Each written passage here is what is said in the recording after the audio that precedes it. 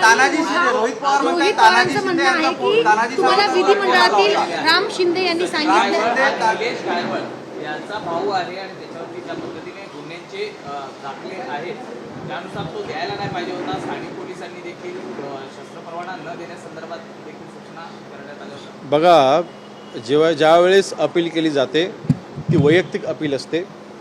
मग तो कोणाचा भाऊ आहे, कोणाचा नातेवाईक आहे, त्याचं कोणाचे काय सगळे संबंध आहेत, विषय शेवटी त्या व्यक्तीचं कॅरेक्टर कसं आहे. आणि ह्या बाबतीमध्ये मी काल ते देखील ट्विट करून सांगितलेलं आहे की माहिती मी दिलेली आहे की जे काही गुन्हे सचिन घाळूवरती 15-20 वर्षापूर्वी जे काही त्याच्यावरती गुन्हे दाखल होते ते 2019ला सगळे गुन्हे हे माननीय कोर्टाने त्या सगळ्या गुन्ह्यांमधून त्यांची निर्दोष मुक्तता केलेली आहे. सेटलमेंट देखील नाही, निर्दोष मुक्तता केलेली आहे. आणि मागच्या 10 वर्षामध्ये 2015 ते 2025पर्यंत सचिन घाळूवरती एकही गुन्हा दाखल नाही. 2019मध्ये त्यांच्यावरती जे जुने गुन्हे दाखल होते तर सगळे गुन्हे हे माननीय न्यायालयाने सगळे गुन्ह्यामध्ये त्यांना निर्दोष मुक्तता केलेली आहे. ही वस्तुस्थिती लक्षात घेऊन सबकॉन्शियस माइंडने निर्णय घेतलेला आहे. धन्यवाद.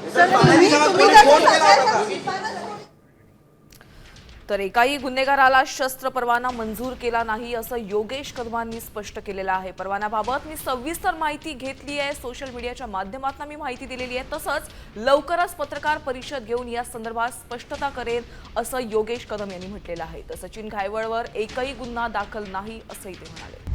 आता isakal.com आहे देशातील नंबर 1 ची मराठी न्यूज वेबसाईट.